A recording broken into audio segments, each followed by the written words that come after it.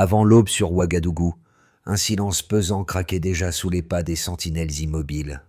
Des ordres codés striaient les ondes. La menace cessait d'être hypothèse pour devenir cadre d'opération immédiate et mesurable. Ce qu'ECOWAS n'avait pas prévu, c'est qu'Ibrahim Traoré, renseigné sur Abuja, sur les drones en haut. En route, sur des mains extérieures pressantes, se levait calmement devant ses généraux, décidé à répondre point par point, sans théâtre. Alors, jusqu'où peut aller un peuple qui refuse de plier, et quel prix accepte-t-il de payer pour reprendre, lucidement et durablement, la maîtrise concrète de son avenir collectif? La crise qui éclata ce matin-là ne concernait pas seulement des frontières ou des traités bafoués. Elle portait sur la légitimité d'un continent à décider pour lui-même.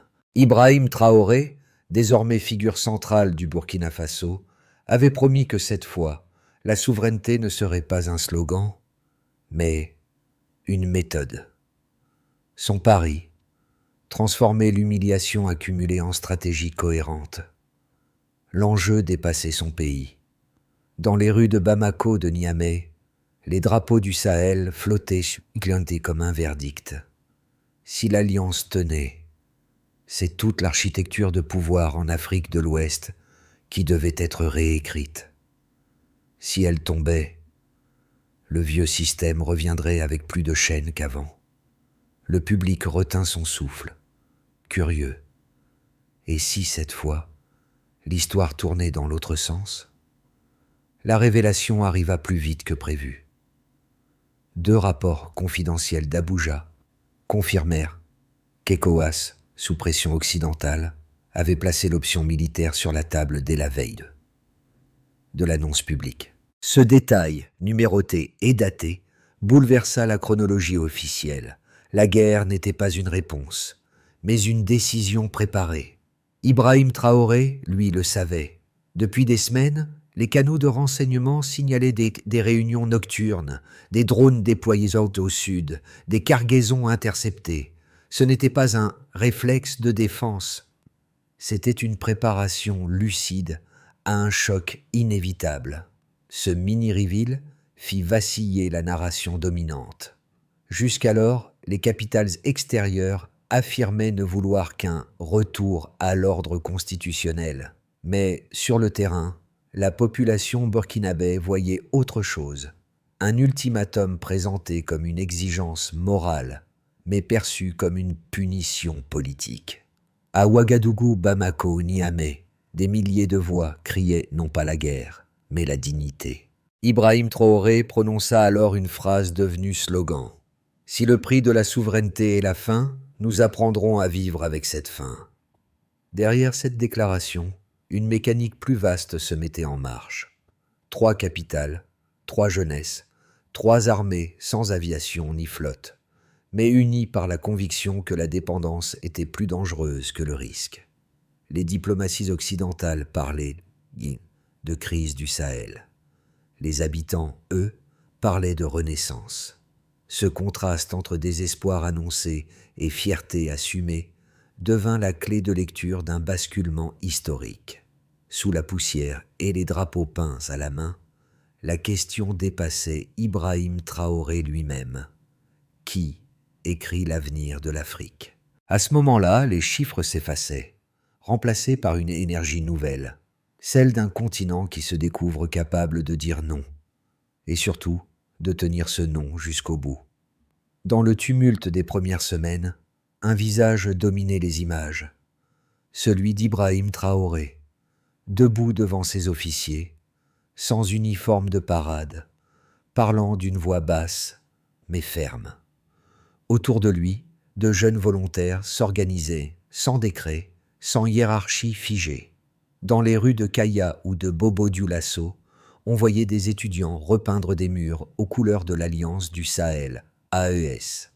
Aucun ordre officiel n'avait été donné, mais l'élan collectif, lui, se propageait. Les premières mesures concrètes suivirent.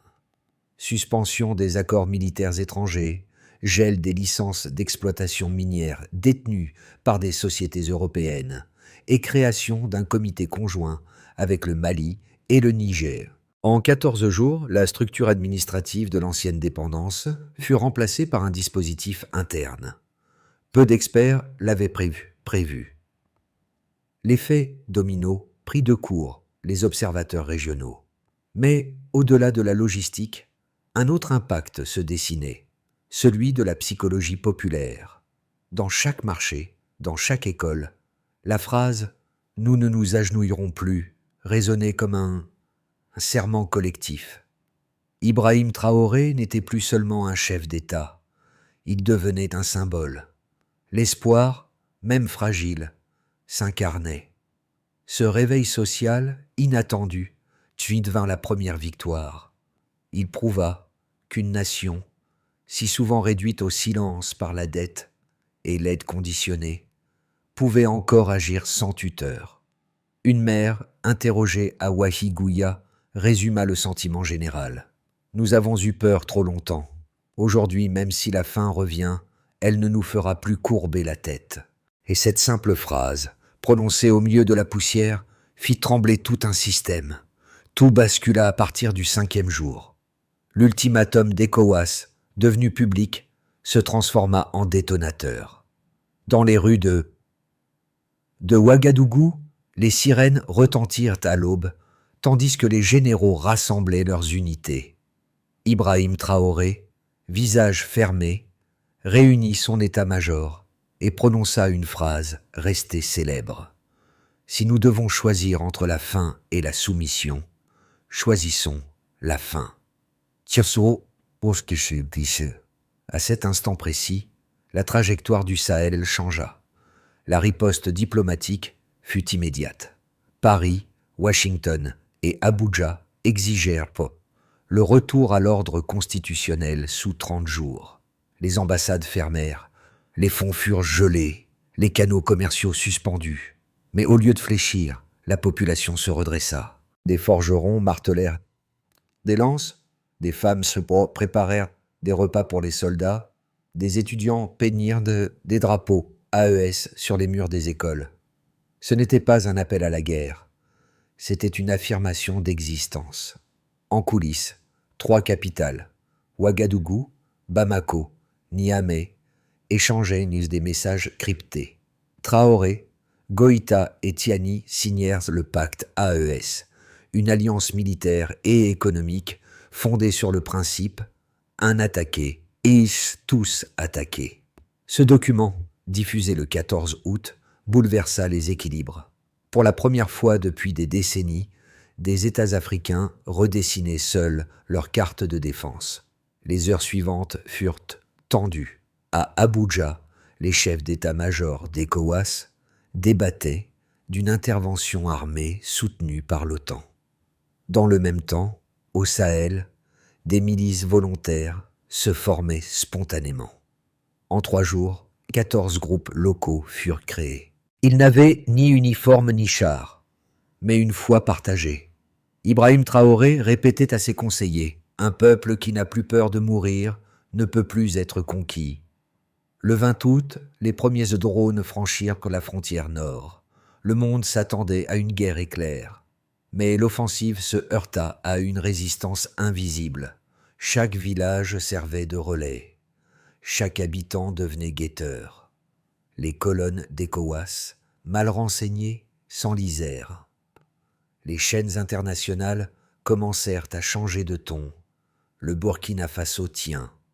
À mesure que les heures passaient, la confrontation cessait d'être militaire pour devenir symbolique. Les batailles se menaient autant sur les ondes que sur le terrain. L'AES lança ses premières émissions communes. Voix du Sahel. Pour la première fois, des soldats, des paysans, des maires parlaient au monde sans intermédiaire. Le soir du 10e jour, Ibrahim Traoré apparut à la télévision nationale. Pas de costume, pas de drapeau derrière lui. Simplement une phrase. Ils disent que nous sommes petits. Ils oublient que les pyramides ont été bâties avec du sable. Cette image fit le tour du continent. À partir de ce moment, le conflit dépassa la géopolitique. Il devint l'histoire d'une libération mentale. Sous la poussière, entre peur et exaltation, un peuple venait d'apprendre à marcher seul. La première phase de la confrontation dura exactement 20 jours. Selon les chiffres consolidés par l'état-major burkinabé, 14 milices locales furent formées, regroupant environ 18 000 volontaires, dont près de 40% avaient moins de 25 ans. Ce rajeunissement des forces marquait une rupture historique. La défense du territoire n'était plus une affaire d'armée professionnelle, mais d'adhésion populaire. Ibrahim Traoré le souligna dans son allocution du 16 août. « Nos chiffres ne sont pas une force, ce sont des consciences alignées. » Oh, City. Les indicateurs économiques, eux, plongèrent en haut temporairement. Le gel des comptes internationaux fit chuter de 37% les importations de carburant au cours du premier mois. Pourtant, contrairement aux prévisions d'effondrement, le marché intérieur résista. Des coopératives locales relancèrent la distribution de vivres, compensant près de 60% des besoins alimentaires par la production domestique. Ce chiffre, vérifié par le ministère de l'Agriculture, fut présenté comme preuve que l'autonomie, même contrainte, pouvait se mesurer. Sur le plan de la communication, l'effet fut tout aussi mesurable. Les vidéos officielles de Voix du Sahel atteignirent 2,3 millions de vues et diversions d'ici. En 10 jours, tandis que le mot dièse « Arsha Weir Sahel » devenait la tendance principale sur X et Facebook dans 7 pays africains. L'impact symbolique dépassait les frontières. Ce que les stratèges d'Abuja voyaient comme une insurrection limitée devenait un mouvement continental. Les données militaires internes confirmaient cette transformation. Au lieu de lignes de front traditionnelles, les unités AES adoptaient une structure cellulaire, petits groupes autonomes couvrant des zones de 15 à 20 km.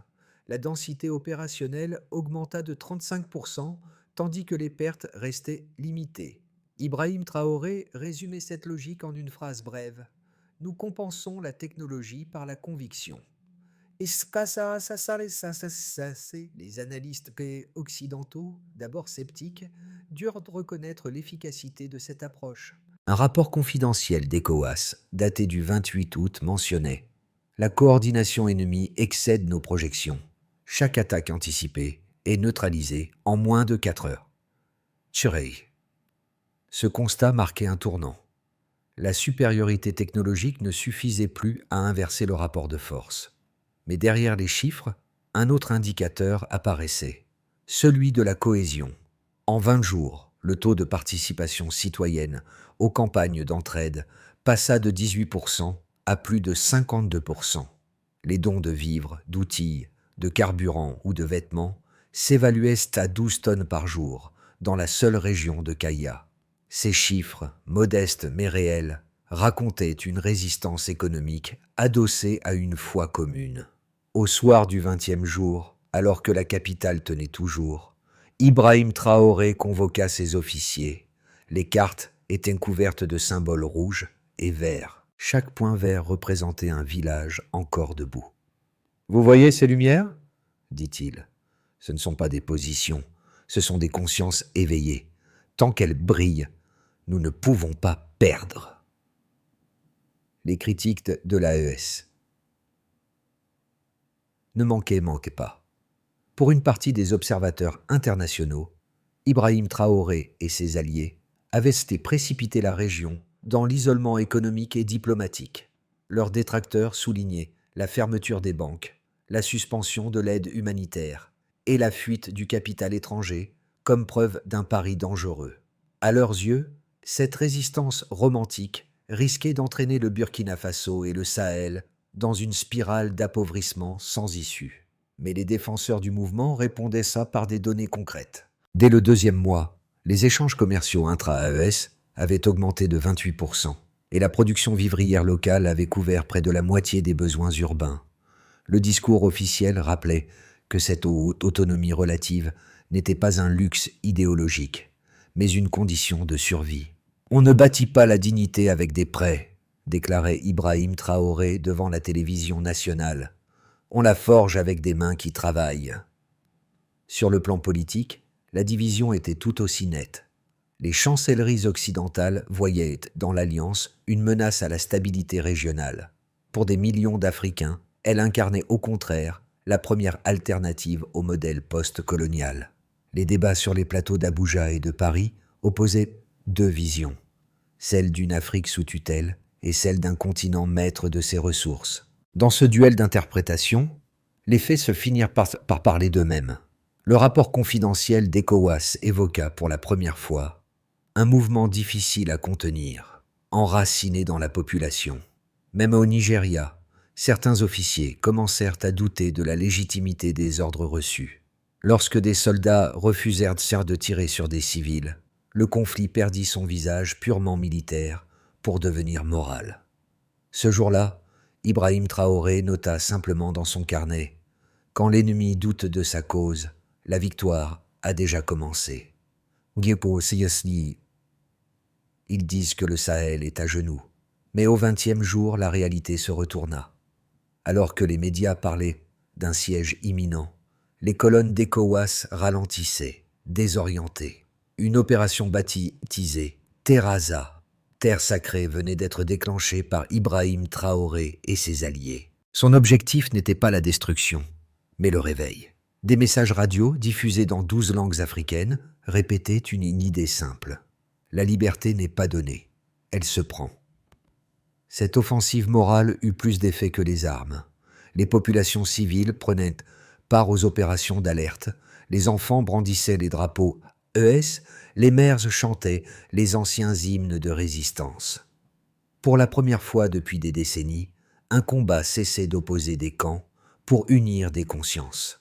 Le centre du conflit s'était déplacé, d'un front militaire vers une bataille culturelle et spirituelle. Ibrahim Traoré, dans ses notes, résuma ce renversement d'une phrase. « Nous ne combattons plus pour vivre, nous combattons pour être libres. » Les semaines qui suivirent, Michel consolidèrent la métamorphose. Le Sahel, longtemps décrit comme une zone tampon, devint un espace d'expérimentation politique. 4 groupes furent directement touchés et transformés par la dynamique enclenchée par Ibrahim Traoré et l'alliance AES. Phase 1. Les nations, les gouvernements du Mali, du Niger et du Burkina Faso mirent en place un conseil conjoint de défense basé à Ouagadougou. Ce centre, opéré par des officiers des 3 pays, traitait chaque menace régionale comme un problème collectif. En un mois, le nombre d'incidents frontaliers diminua de 42%. Plus qu'un succès militaire, c'était un changement de logique. Une attaque contre l'un devenait une attaque contre tous. 2. Les dynamiques économiques. Les restrictions internationales avaient provoqué l'effondrement du commerce extérieur, mais en parallèle, un réseau de troc inter-Sahel se forma. Les marchés de Niamey et Bamako virent apparaître des produits burkinabés remplaçant les importations européennes, mil, orge, sel et huile.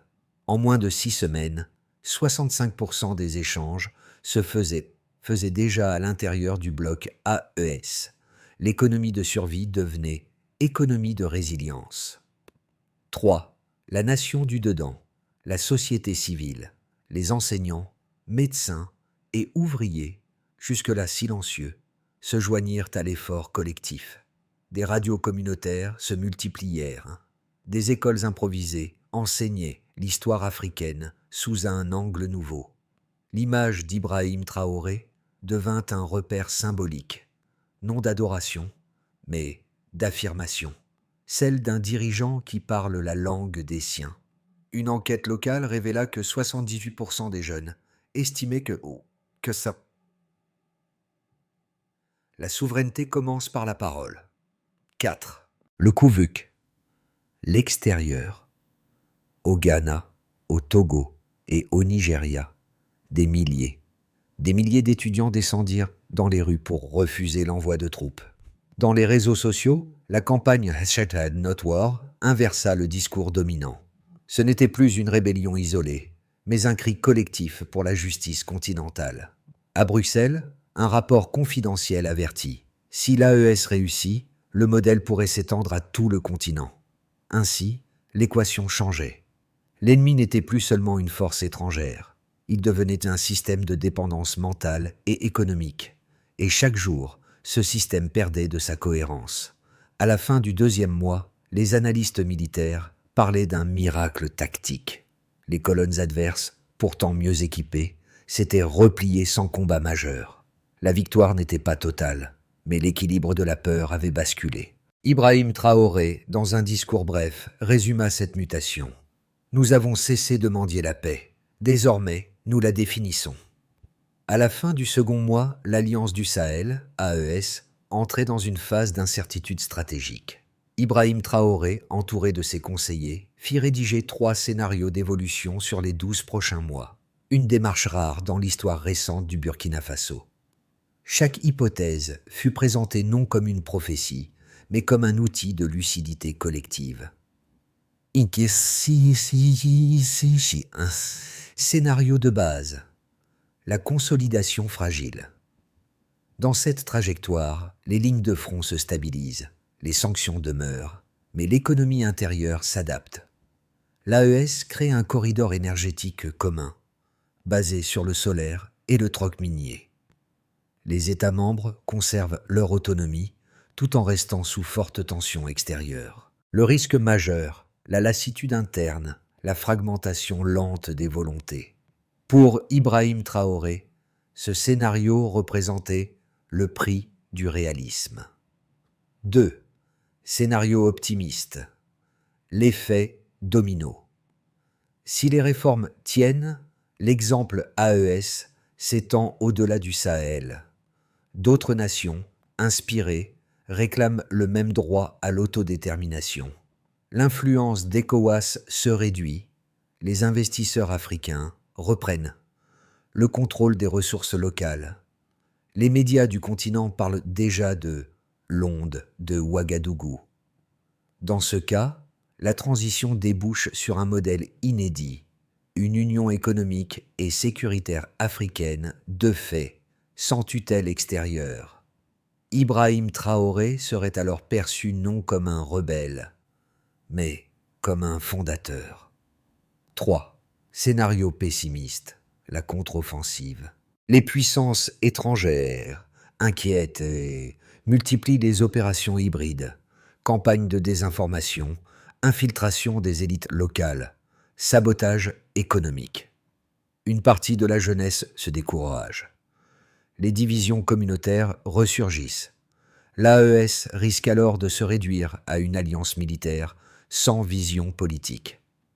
Pour prévenir ce glissement, Traoré impose une règle simple.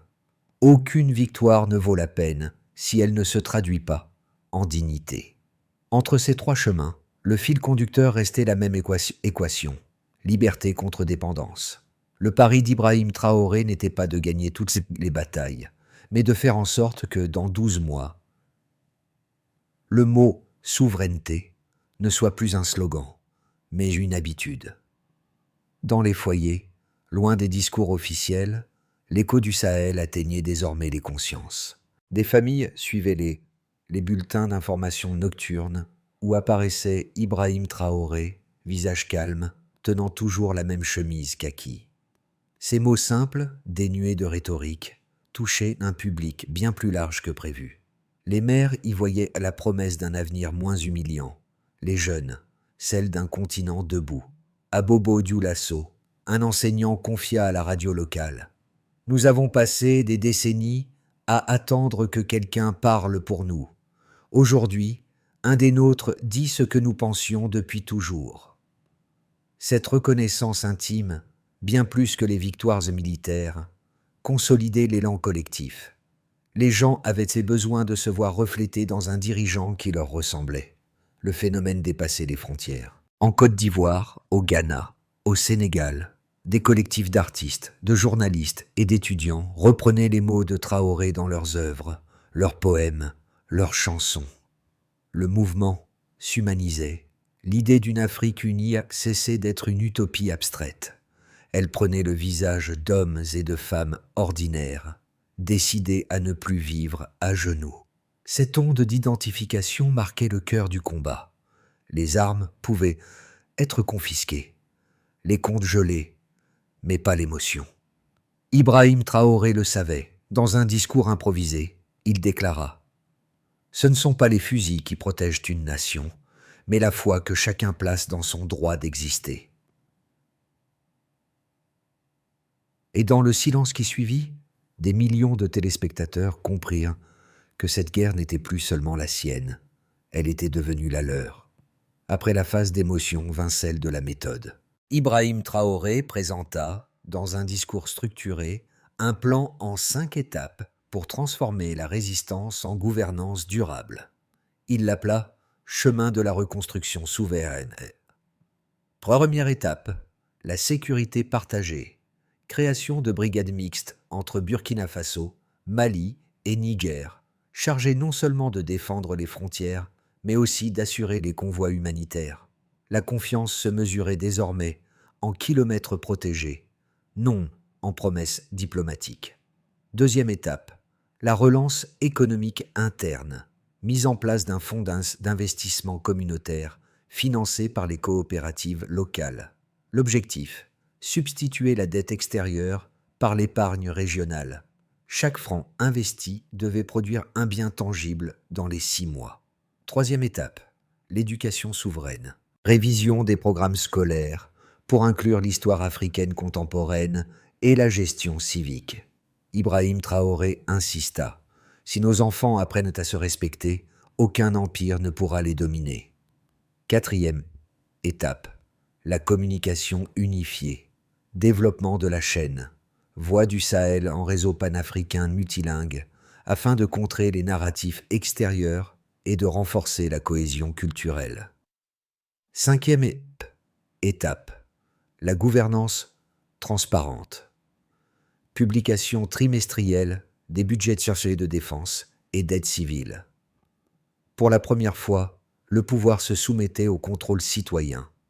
Ces mesures n'étaient pas des slogans, mais un calendrier concret. 12 mois, 14 indicateurs, 6 comités mixtes. Derrière chaque chiffre, un engagement. Derrière chaque engagement, un rappel. La souveraineté n'est pas un État, c'est un effort continu. Et quand il conclut son discours, Ibrahim Traoré murmura « Nous n'avons pas hérité d'un pays libre, nous le construisons pas à pas. » Le crépuscule tombait sur Ouagadougou. Dans la lumière rouge du soir, Ibrahim Traoré se tenait seul sur le balcon du palais présidentiel, face au drapeau de l'AES qui flottait dans le vent chaud. En bas, la foule chantait encore. Des mères, des soldats, des enfants, tous réunis sans consigne, juste parce qu'ils savaient qu'un mur venait de tomber, celui de la peur. Dans son carnet, il nota quelques mots. « On me traite de rebelle. Si c'est pour libérer mes enfants, j'accepte le nom. » Cette phrase, reprise sur des milliers d'affiches, devint le motif d'un continent en éveil. La caméra nationale filma cette scène simple.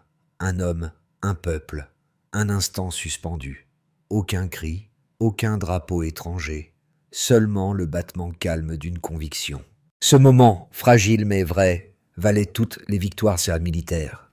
Et quand les tambours résonnèrent à travers la place, un sentiment traversa les visages. Le Sahel, pour la première fois, respirait debout. La nuit s'étendait sur Ouagadougou, mais nul ne songeait à dormir. Les tambours du Sahel battaient encore, portés par des mains calleuses et des voix rauques. Ibrahim Traoré, sans discours ni protocole, descendit parmi la foule. Il n'était plus un chef d'État, mais un symbole partagé. Autour de lui, les gens scandaient une phrase devenue serment. « Nous ne demandons plus la liberté, nous la vivons. » Sur les réseaux, les images parcouraient le continent. De Dakar à Addis Abeba, des messages affluaient. Racontez cette histoire, ne la laissez pas s'éteindre.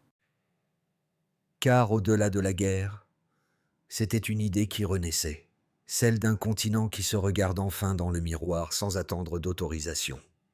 Alors, lecteur, spectateur, témoin d'un siècle qui hésite encore, que feras-tu de ce souffle ? Le Sahel n'a pas vaincu par les armes, mais par la mémoire. Et cette mémoire, désormais, appartient à tous ceux qui osent relever la tête.